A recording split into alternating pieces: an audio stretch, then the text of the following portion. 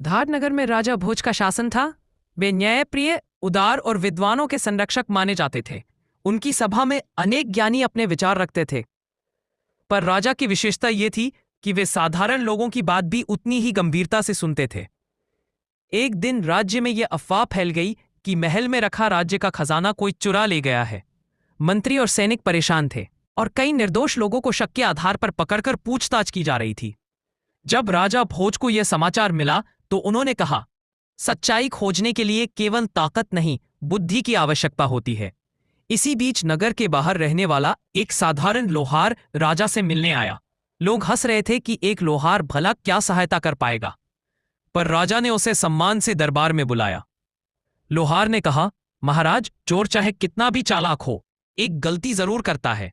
यदि अनुमति दे तो मैं आपके सैनिकों को एक उपाय बता सकता हूं। राजा ने मुस्कुराकर अनुमति दी। लोहार ने सभी संदिग्धों को एक एक लोहे की छड़ दी और कहा, कल सुबह यह छड़ मुझे लौटाना। जो छड़ भारी होगी वही चोर की होगी। सब लोग हैरान थे, लोहे की छड़ कैसे भारी या हल्की हो सकती है। रात भर चोर बेचैन रहा। वो सोचता रहा कि शायद लोहे की छड़ में कोई जादू है जो चोरी करने वाले को पहचान लेगी।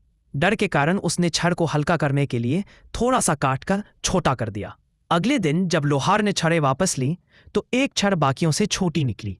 लोहार ने राजा से कहा, महाराज, यही चोर है। डर के कारण इसने छड़ को छोटा कर दिया। राजा भोज ने सत्य जानकर लोहार को सम्मानित किया और कहा, बुद्धि का मूल्य पद और वंश से नहीं, विचार की सच्चाई से होता है।